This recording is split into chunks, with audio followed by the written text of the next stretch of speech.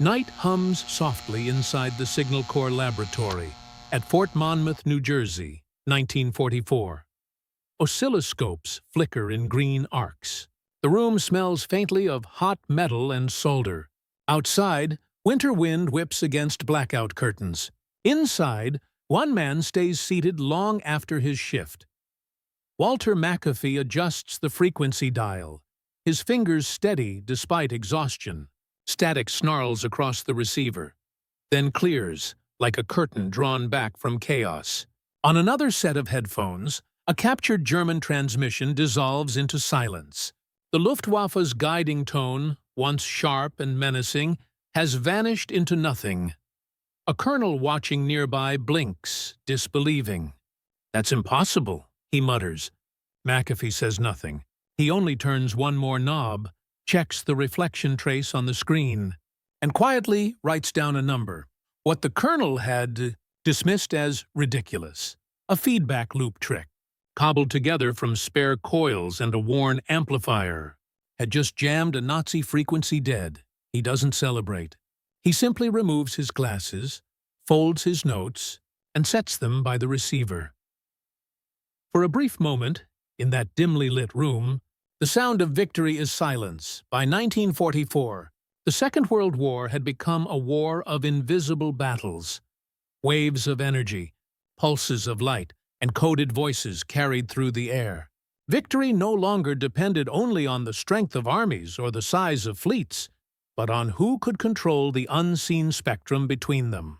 Radio had become the nervous system of modern war, transmitting orders, guiding bombers through clouded skies, directing artillery, warning convoys of approaching submarines.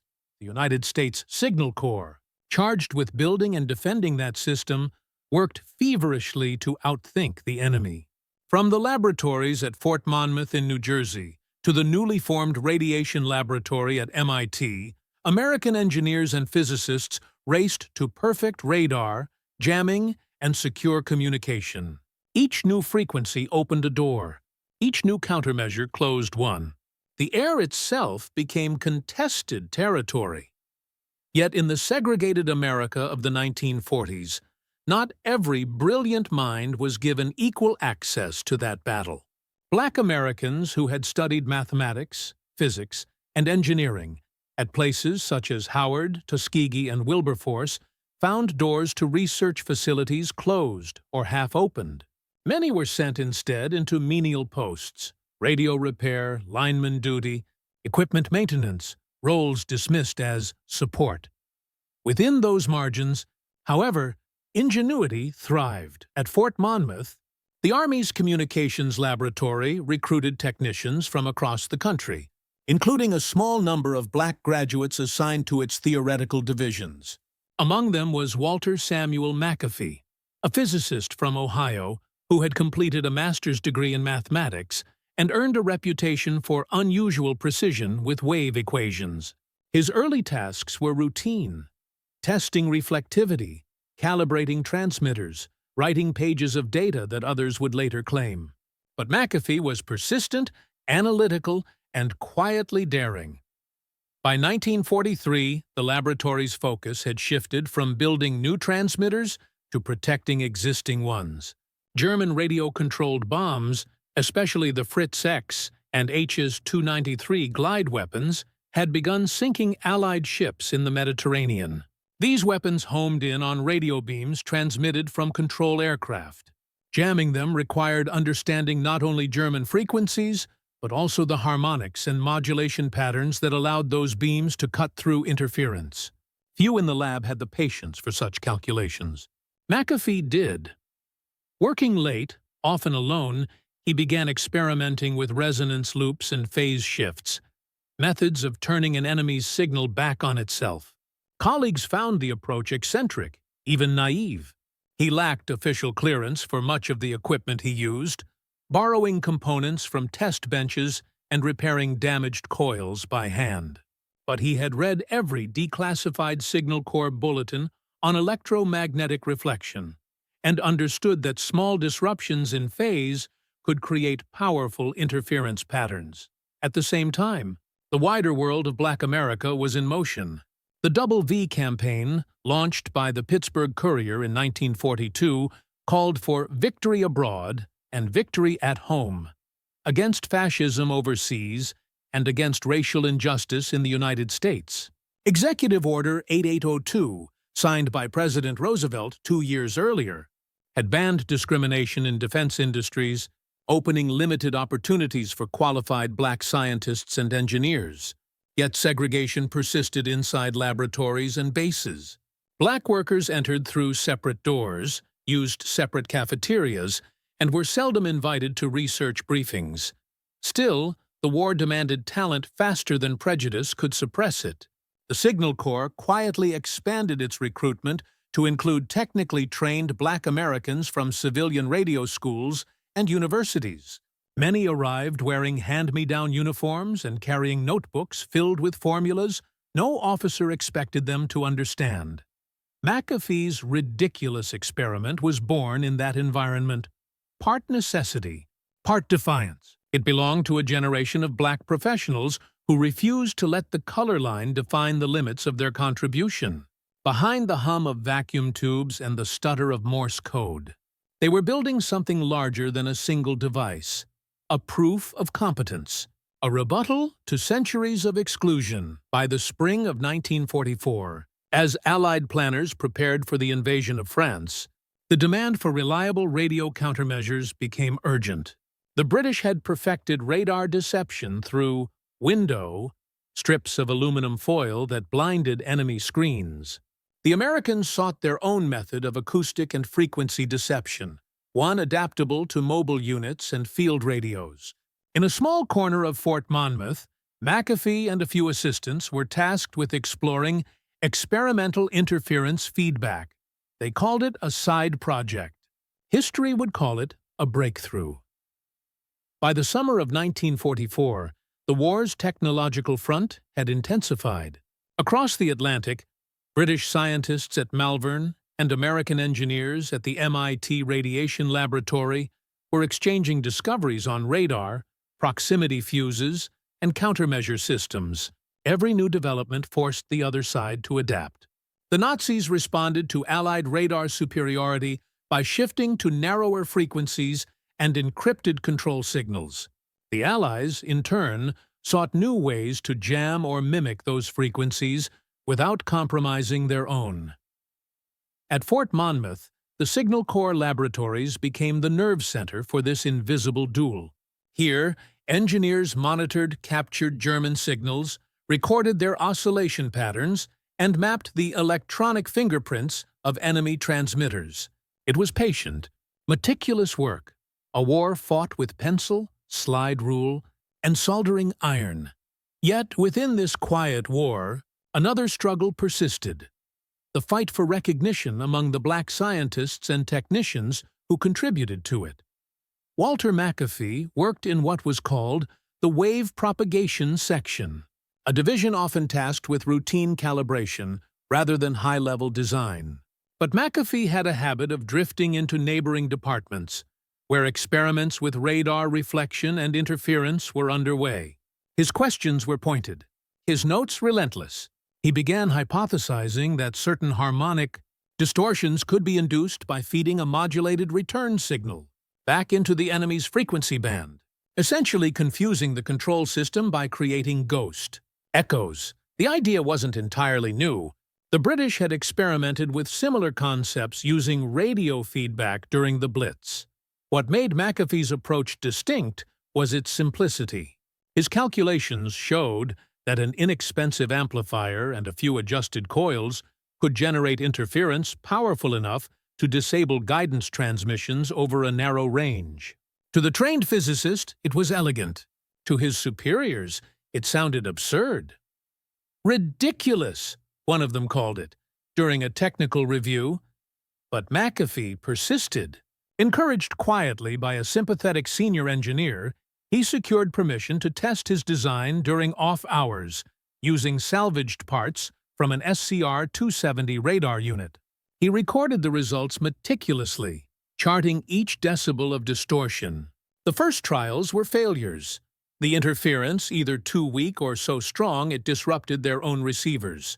But by the 10th attempt, something changed. A captured Luftwaffe beacon signal, transmitted from a training oscillator, broke into fragments, each pulse canceling the next. It was a small moment, unnoticed by most of the lab. Yet in those oscillations lay the seed of a new countermeasure technique, harmonic feedback jamming, an elegant manipulation of wave phase that required neither massive transmitters nor complex tuning systems. The historical backdrop to McAfee's work was one of contradiction. While he advanced the frontier of electronic warfare, his peers elsewhere were fighting entirely different battles. The Tuskegee Airmen were flying escort over Europe, proving their excellence under constant scrutiny. The 761st Tank Battalion, the Black Panthers, was preparing to enter combat in France.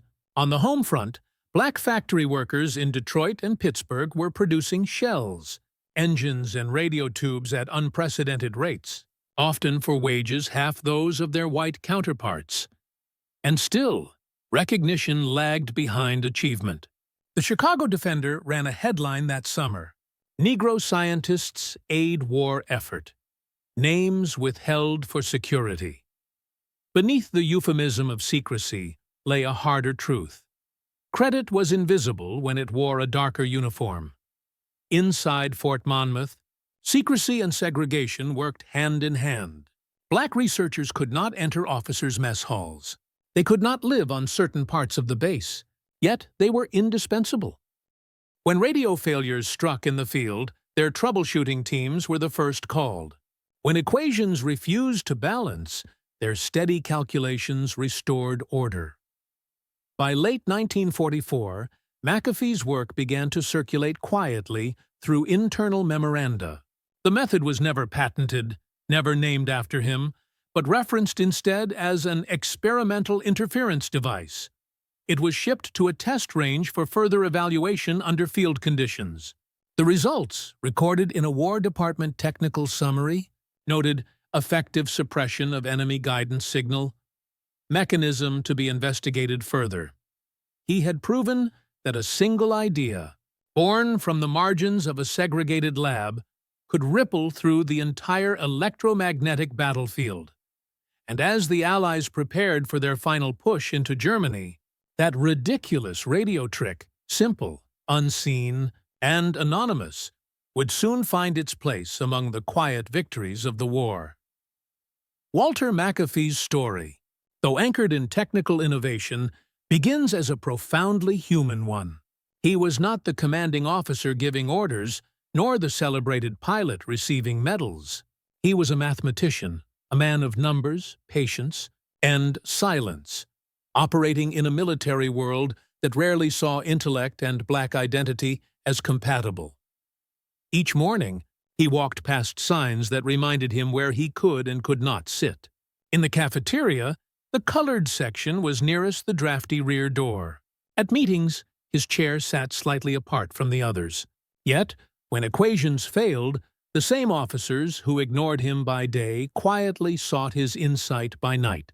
He kept every scrap of data in a bound notebook, a habit inherited from his father, a postal worker who had taught him that precision was dignity. McAfee believed that order existed even in chaos, that every burst of static held a pattern waiting to be found. To him, the act of deciphering interference was both scientific and moral. To bring clarity where the world had chosen noise. His composure under quiet insult was part of that same discipline. When colleagues dismissed his harmonic feedback theory, he did not argue. He adjusted the dial again. Every successful test became its own rebuttal. Each curve on his oscilloscope became a declaration of equality, not in speech, but in result. Electronic warfare in World War II was a contest of timing and frequency. Germany's radio-guided weapons relied on a continuous control link between aircraft and bomb. If that link could be disrupted, even for a fraction of a second, the weapon would veer off target. McAfee's insight lay in phase resonance. He realized that enemy signals could be neutralized not by brute force jamming, but by calculated interference, a reflected signal of opposite phase that canceled the incoming wave, much like two ripples meeting in water. To achieve this, he modified an existing SCR-270 radar receiver to feed its captured signal into a feedback circuit, amplifying selective harmonics rather than the full spectrum. The result was subtle. The enemy transmission wasn't simply drowned in noise, it was confused. Guidance systems relying on phase synchronization began to drift, rendering control erratic. He tested his setup using German frequency samples captured by Allied intercept units. The interference curve he generated was crude yet precise, showing that minimal energy, properly timed, could neutralize a much stronger transmission. It was an elegant inversion of power, the weaker signal defeating the stronger through intelligence rather than force. The experiment demonstrated that intellect, not hierarchy, defined mastery of the electromagnetic domain. And within that discovery lay a deeper symbolism, that precision and restraint could triumph over arrogance and noise, both in science and in society. Fort Monmouth was led largely by officers trained in traditional communications, not advanced physics. They valued obedience, not experimentation. To them, McAfee's late-night projects bordered on insubordination. Yet one senior officer, Major Arthur Reynolds, himself a veteran of early radar work with the British, recognized the quiet brilliance before him. Reynolds had seen the cost of arrogance in 1940, when early British radar units were dismissed by skeptical commanders until the Battle of Britain proved them decisive. He granted McAfee unofficial permission to continue his testing under the pretext of equipment calibration. In truth, he was shielding him from bureaucratic interference. Reynolds would later write, in an internal memo dated January 1945, Sergeant McAfee demonstrates remarkable theoretical command of phase manipulation and feedback suppression phenomena. His proposals, initially deemed speculative, have produced measurable counter-signal effects. It was one of the few written acknowledgments of McAfee's contribution during the war. Yet even that report was buried in classified archives for decades. The leadership lesson extended beyond ranks and labs. Reynolds's quiet advocacy mirrored McAfee's quiet defiance. Together, they represented a rare alliance. One man using authority to protect talent, the other using intellect to protect truth. In that small laboratory, leadership took a different form. Not command, but courage. Not orders shouted across the room, but permission quietly given to think freely. By the end of 1944, both men understood that their work might never be publicly credited. The results, stamped confidential, would disappear into the machinery of military secrecy. But the signal they generated? The proof that a black scientist's ridiculous trick could shield Allied forces would resonate far beyond the war itself. It was not only a technical victory, it was a moral one. Every war produces heroes who fight in silence. For black Americans in uniform, silence was often the only weapon allowed. In laboratories, hangars, and workshops, courage took the form of composure, the ability to withstand daily indignity while still delivering excellence. Walter McAfee's moral victory lay in how he refused to let bitterness contaminate brilliance. His discovery did not come from resentment, but from relentless curiosity. The same curiosity the world had tried to deny him access to. Every equation he solved beneath flickering fluorescent light became a quiet act of defiance, a rebuke to the notion that intellect belonged to one race. He understood that his work, though buried beneath classification seals, protected soldiers who would never know his name. Pilots, tank crews, and convoys depending on clear radio paths through chaos. The irony was cruel yet poetic. A man barred from equality at home, safeguarding the nation's freedom abroad. That contradiction haunted many of his generation. The Double V campaign, championed by the Pittsburgh Courier, spoke their unspoken truth. that true victory required two fronts: defeating fascism overseas and dismantling segregation at home. McAfee's war was waged not with rifles or tanks, but with waveforms and formulas. His battleground was the narrow band between frequencies, and between injustice and recognition. In a war defined by propaganda and power, the moral weight of his work lay not in destruction, but in restoration, restoring balance, clarity, and dignity. While McAfee refined his feedback interference device, Allied radio intelligence units were grappling with a growing problem in Europe. German frequency control networks were adapting faster than anticipated.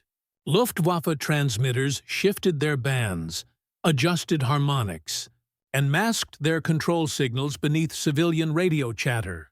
Standard jamming methods, brute force broadcasting of noise, consumed immense energy and often disrupted Allied communications as well. Field operators needed something more precise. In late 1944, a prototype derived from McAfee's method was quietly field-tested by the Signal Interference Section in coordination with a forward radar unit near Cherbourg, France. Using mobile transmitters fitted to trucks, technicians replicated his harmonic phase approach. The results were remarkable. A captured German beacon system malfunctioned under controlled conditions, its guidance link unable to maintain synchronization. Though the test was labeled inconclusive in public reports, internal summaries, now preserved in the U.S. Army Center of Military History Archives, described a notable decrease in enemy signal stability consistent with phase feedback interference. It was enough to validate further trials. The operational value of the discovery extended beyond immediate jamming. The concept influenced how post-war communications engineers approached electronic countermeasures, ECCM, protecting friendly systems from being deceived in turn. In essence, McAfee's experiment revealed a universal truth of warfare in the electronic age: that control of the spectrum was as decisive as control of terrain. From then on, American forces treated frequencies not merely as channels, but as battlefields, dynamic spaces to be seized, defended, and reshaped by intelligence. The story of McAfee's ridiculous radio trick did not end with victory in 1945. Like many contributions by Black Americans in wartime research, it vanished into classified reports, buried beneath bureaucratic anonymity. It would take decades before historians uncovered fragments of his work. In Signal Corps archives, in early radar test logs, and in correspondence with the National Defense Research Committee, NDRC, after the war, McAfee remained at Fort Monmouth, where he became a key figure in Project Diana, the 1946 experiment that successfully bounced radar signals off the moon. His mathematical calculations made that possible, proving beyond doubt his mastery of wave propagation. Yet public acknowledgement came slowly. The broader historical context magnifies the injustice and the triumph. Between 1940 and 1945, more than 2.5 million Black Americans registered for the draft. Nearly 1 million served. Thousands worked in segregated laboratories, ports, and factories, ensuring that the machinery of victory never faltered. Few appeared in official histories. Fewer still had their inventions credited by name, but the record now shows through documents, preserved by the National Archives and Records Administration, NARA, and oral histories at the Smithsonian, National Museum of African American History and Culture, NMAHC. That men like McAfee were not exceptions. They were the foundation. Their intellect and resolve sustained a war that demanded the best of all its citizens, even while denying some their humanity. When historians later revisited the evolution of electronic warfare, they recognized the principle first demonstrated in McAfee's lab, that knowledge, when combined with perseverance, could neutralize even the most advanced enemy technology. It was a lesson both scientific and moral, one that transcended the segregated corridors where it was born. By the time peace returned in 1945, the hum of those Signal Corps laboratories had faded. But within that silence lay the echoes of every unseen hand that had steadied a circuit, tuned a coil, or calculated a reflection angle. Hands that belonged to men and women whose brilliance was their resistance. And among them, Walter McAfee's quiet victory remained one of the most profound. A single mind tuning chaos into order, turning static into silence, and proving that intelligence itself could be an act of freedom. January 1945. The war in Europe had entered its final, brutal phase. From the Ardennes to the Rhine, the air crackled with tension and with static. In a small Signal Corps field outpost near Cherbourg, France, a portable transmitter truck sat idling in the gray winter mist. Inside, technicians hunched over radio panels, waiting for the next test signal. Walter McAfee, recently transferred from Fort Monmouth for on-site technical evaluation, stood near the equipment racks. His breath condensed in the cold air as he checked the calibration dials. For months, his experimental interference device had existed only in laboratory reports and theoretical graphs. Now, for the first time, it would be tested against a live enemy transmission. The setup was deceptively simple. A captured German beacon frequency, transmitted from a portable oscillator, was being used to simulate the control link for a guided bomb. The Allied receiver tracked the signal precisely. Next to it, McAfee's prototype, no larger than a filing box, was connected to a feedback amplifier tuned to the same band. A single switch would feed its inverted signal back toward the source. The officers in attendance, a mix of British and American communications experts, were skeptical. To them, McAfee's method sounded like wishful thinking. They had seen plenty of so-called countermeasures that worked on paper and failed in the field. One lieutenant muttered, "If this works, I'll eat the antenna." McAfee said nothing. He adjusted his glasses, placed his notebook beside the console, and gave the nod to begin. The signal tone filled the room, a steady, piercing hum at 30 kilocycles. A technician began recording the waveform on the cathode screen.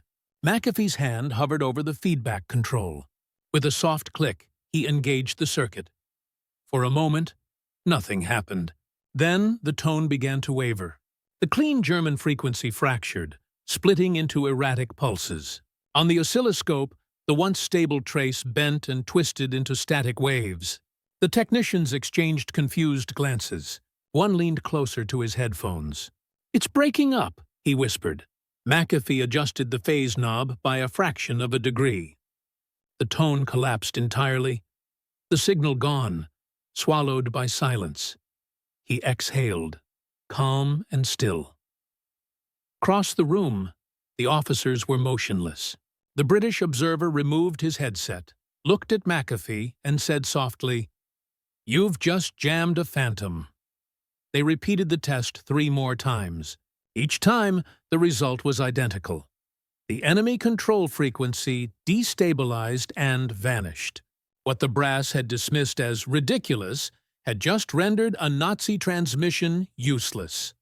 The field report that followed, signed and dated that same day, used the cautious language of wartime science. Subject device demonstrates measurable degradation of enemy type control signals via phase inversion feedback. Further examination warranted. But behind that understatement lay astonishment. For McAfee, it was the culmination of months of quiet persistence. His notebook contained every trial, every adjustment, every failed circuit he'd rebuilt from salvaged parts. He had proved that brilliance did not require access to privilege. Only opportunity, patience, and the conviction that physics bowed to no color line. When he returned to Fort Monmouth, he carried the results in a sealed folder. No formal announcement followed, no medal or commendation. The report was filed under restricted classification and distributed only within the Army's Radio Countermeasures Division.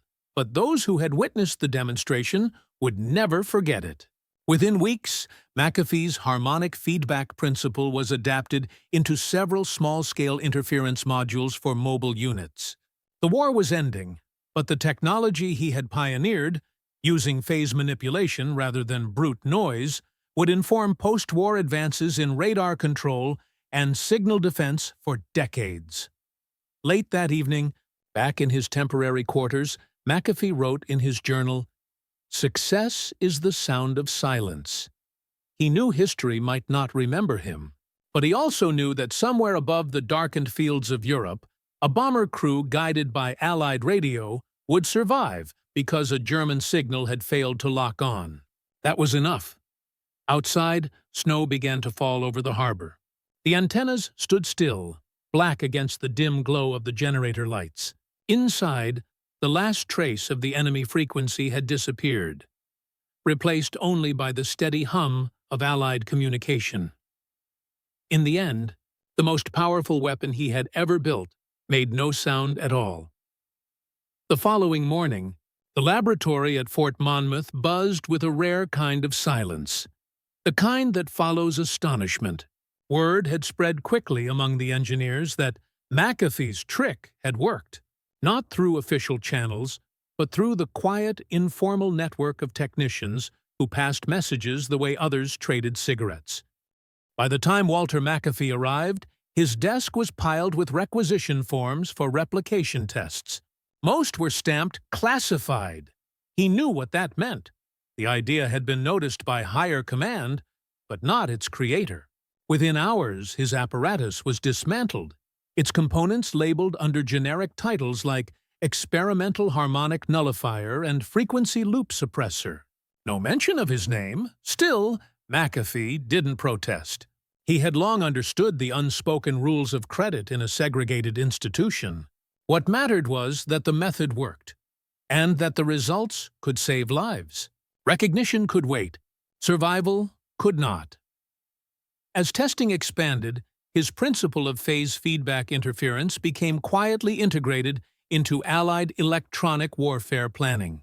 Portable transmitters along the French coast began deploying modified circuits inspired by his prototype. These low-power jammers, operating in narrow harmonic bands, disrupted German control channels that once guided remote weapons toward Allied shipping. Reports filtered in, coded, sparse, but unmistakable. Enemy radio guidance ineffective. Glide bombs veering off course. Each note confirmed what McAfee already knew, that science, properly tuned, could alter the course of war. Yet even amid success, the contradictions deepened. On one hand, black soldiers and scientists were proving indispensable to the Allied cause. From the Red Ball Express drivers keeping supply lines alive, to the Montford Point Marines holding Pacific Islands, to mathematicians like McAfee redefining the physics of defense. On the other hand, their names remained confined to the footnotes of classified documents, their photos absent from victory parades and press releases. When the Signal Corps compiled its final wartime report in 1945, the section on electronic countermeasures contained this brief sentence: several effective frequency cancellation techniques developed under laboratory testing contributed to suppression of enemy signals in theater. The POO report did not say who had developed them, but within the Fort Monmouth community, the truth circulated quietly. Senior engineers referred to the technique informally as McAfee modulation, though the name never appeared in print. His colleagues, many of them black technicians assigned to radio maintenance, celebrated in their own subdued way. They knew what it meant for one of their own to have solved a problem that had stumped entire divisions. Later that spring, as Allied forces advanced into Germany, McAfee's calculations continued to ripple through command briefings. The concept of controlled feedback would form the theoretical backbone for post-war radar resilience, the ability to distinguish friendly echoes from false ones. In the final months of the war, McAfee was invited to contribute to another classified experiment, Project Diana, a bold attempt to reflect radar signals off the moon. It would become the first step toward space communications. His earlier work on phase manipulation made him the ideal mathematician for the task. But even then, official recognition remained elusive. When a senior officer visited Fort Monmouth to commend the innovation spirit of the Signal Corps staff, McAfee stood quietly in the back of the room. The officer spoke of teamwork, efficiency, and American ingenuity.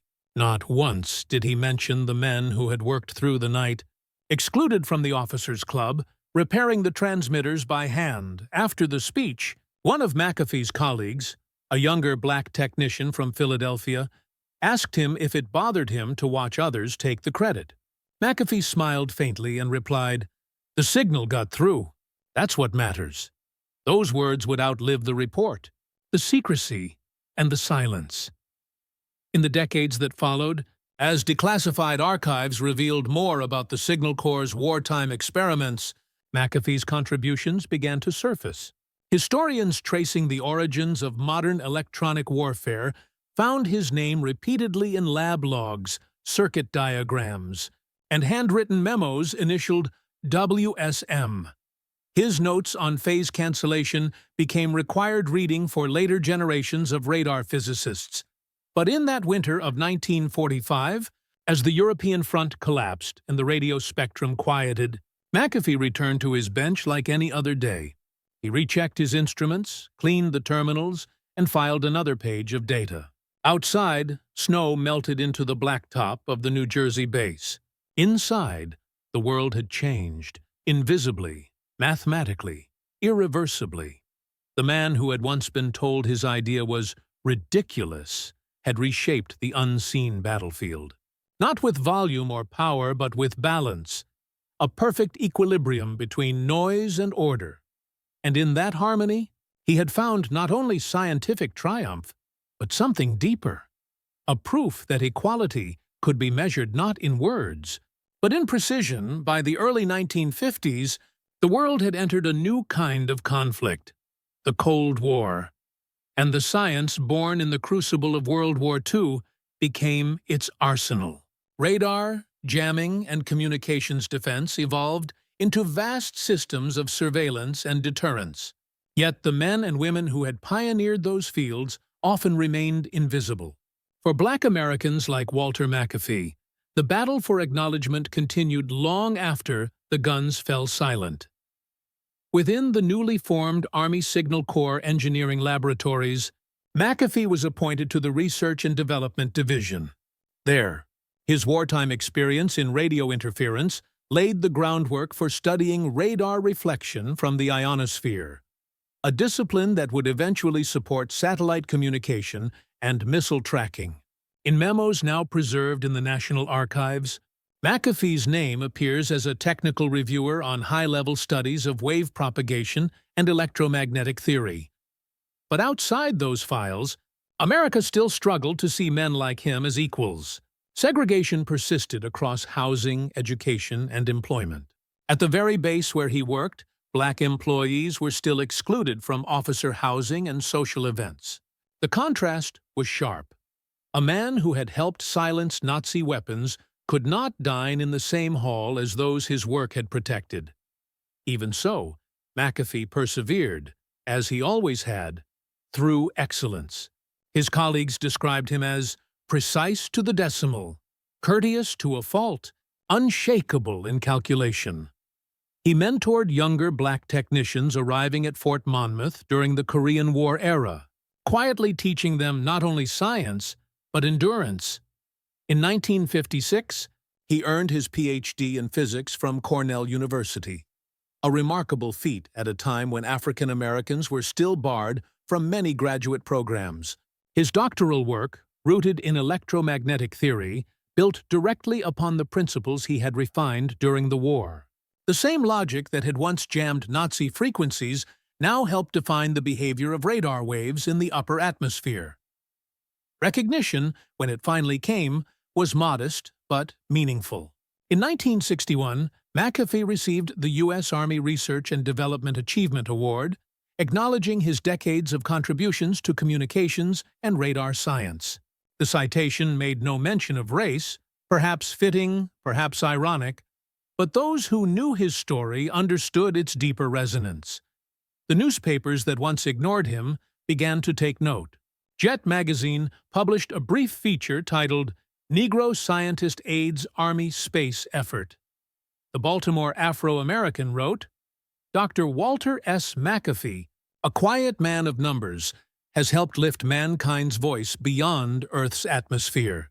In 1980, the Army finally named a major research building at Fort Monmouth in his honor, the McAfee Center for Electronics and Communications.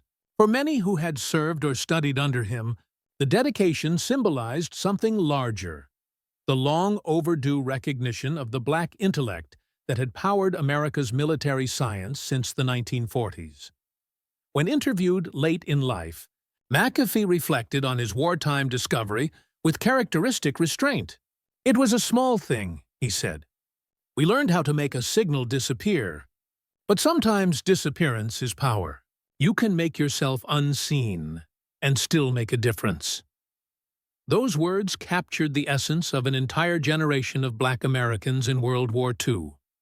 Men and women who labored in shadows, their victories unsung, their dignity intact. They built ships, flew missions, drove convoys, repaired radios, calculated trajectories, and, like McAfee, altered the course of modern science. By the time of his passing in 1995, the static of prejudice had not entirely cleared from the American airwaves. Yet his signal, quiet, unwavering, precise, endured. It echoed through every field of radar, space communication, and defense technology that followed. His ridiculous radio trick had done more than block Nazi frequencies. It had proven that the clearest transmission in history might come not from a powerful transmitter, but from a steadfast mind, one that refused to be silenced. In the vast record of World War II, the battles of ideas often left no ruins. No graves, only equations, quiet papers, and unheralded minds. Walter McAfee belonged to that unseen army of intellect, where courage was measured not in medals, but in precision, not in volume, but in the silence that follows understanding. His ridiculous experiment, a loop of wire, a phase shift, a hum of feedback, became a metaphor for something far greater. In a nation still divided by color, McAfee proved that excellence could exist without permission. His circuit did not shout down the enemy. It neutralized him. It did what McAfee himself had done all his life: endured, adjusted, and quietly prevailed. Through his work, a truth emerged. Genius, like frequency, cannot be segregated. It travels through every barrier, seeking resonance. Even as America built its post-war myths of unity and progress, men like McAfee embodied the reality, that democracy. That democracy's defense had always depended on those it had refused to fully recognize. The Black American struggle during World War II was not only fought in the skies with the Tuskegee Airmen or on the roads with the Red Ball Express.